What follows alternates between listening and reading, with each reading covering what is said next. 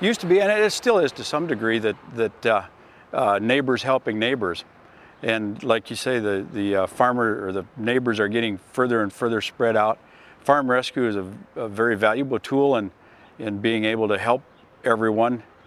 And they're able to move around. They're mobile enough that they can move from state to state to wherever and provide these services that injured or people with illnesses really need these services. I'm a third generation grain industry grain trader, I guess you'd say, a grain elevator manager, third generation grain elevator manager. My grandfather was an elevator manager, and my dad was at one time, and I am today. Dakota Prairie Ag has actually been in existence in some form for about the past 80 years. Started out originally as Farmers Union Grain Company, and we were Farmers Union Grain Company up until the year 2000, at which time we merged with CHS, and at that time we changed our name and became Dakota Prairie Ag.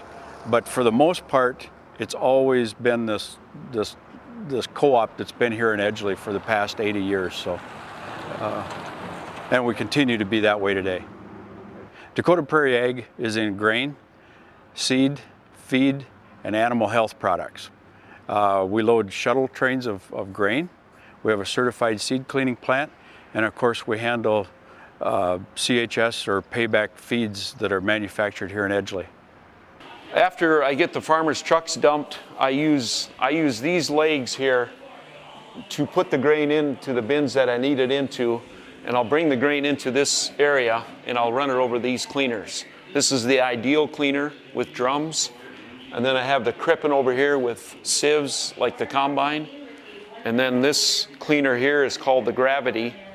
This is the Gravity cleaner, and this is a table that shakes back and forth and does a real nice job of finishing up what I'm cleaning. I grew up on a farm south of Edgeley, and there was 13 of us in the family, and we grew up on a dairy farm and put in small grains also. I started working here at the seed plant, and then I was under Daryl Clunt. He was the manager of the seed plant here, and Daryl went over to the main elevator, and then I took over here in '92. And I've been working with Tony since then, and basically cleaning small grains, row crop, buckwheat, millet, and do custom cleaning for farmers, and also buy grain and sell grain to farmers. Okay, on the samples that I have here, these are just some of the samples of wheat and oats that I sell. And this one here is called Fowler. It's a North Dakota release. It's named after Jim Fowler. He had 29 years of experience in wheat breeding out of Fargo. And it yields really well. So they're trying it here in the state of North Dakota. And then here's another one, Howard Spring Wheat. It's a higher test weight wheat, and it's an average wheat protein wheat that farmers are interested in. And this one here is my best seller, Glen Wheat, certified Glen Wheat. It threshes hard, but it's a higher protein wheat, higher scab resistance, and higher test weight. So a lot of farmers like to put in this wheat. Even though it threshes hard, there's a lot of pros about it. And so it's a good seller for us here at Dakota Prairie Ag. And then here is oats. This is called Stallion. This is a South Dakota release, and it's a new one. And I decided to get some of it in because the oats that I had, I ran out of. I was selling Morton oats and Beach oats. Those are two North Dakota releases. I ran out of those, so I brought some of this in just to tide me over for the last few customers that are coming in here in the last week or so. And then this one here is a North Dakota release. It's called Paul Oats. It's actually a naked oat, or hullless, and it's a very high protein oat. Regular oats is running 12 to 13% protein. This is running 17 to 18% protein, and it's an oily oat, and the cattle eat it like candy. They just love this for feed. So I do sell some of this, and there's some interest in this for cattle feed. Back here, I'm set up with a warehouse to store the seed. As you can see, I got bushel bags, totes, all different kinds of seed. I got alfalfa seed back here, brome grass, German hay millet, soybeans, soy meal, oats, flax, and just stored in the warehouse here, and then it goes out this spring. And it would be emptier now, but the farmers are really kind of far behind, so they're trying to get caught up. So a lot of seed is going out as we speak. And then I do bagging here with a bagger machine. I can bag anything. I can bag soybeans, conventional soybeans. I can bag all small grains.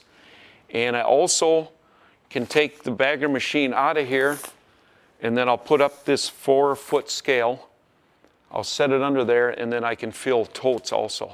Dakota Prairie Ag, along with our other sister companies of Southwest Grain, South Central Grain, and Sun Prairie Grain, being all divisions of CHS, support farm rescue. And the reason we do that is that CHS believes it's very important to give back to the communities in which they serve. And this is about the ultimate way in giving back to a community, or in this case, someone that's unable to help themselves at the time. This is just a fantastic way to do that. It's one of the things we do in the communities in which we serve, and we enjoy doing it. And you can really see a lot of good things coming out of it. The farm rescue banquet that I attended last fall in Jamestown, it was interesting to see at each table there was a couple of sponsors, a couple of volunteers, and one of the farm family recipients of the help that had been received. And it was fun to hear everyone's story of what has happened and everyone's part in all this. And so it was interesting to see all the people that had received the help and how appreciative they were of the help that they received. And the volunteers, they're the ones that actually make it run, I guess, and how they enjoyed doing the work. One guy that was at our table was a contractor from Minneapolis who had heard Bill Gross speak at the Republican National Convention, called him up immediately and says, "Where do you want me to report to work?" He just felt that he had to come and be part of it. So, you know, whether it be sponsors or volunteers, everyone willing to work together to accomplish something for the good of someone who's struggling at the time.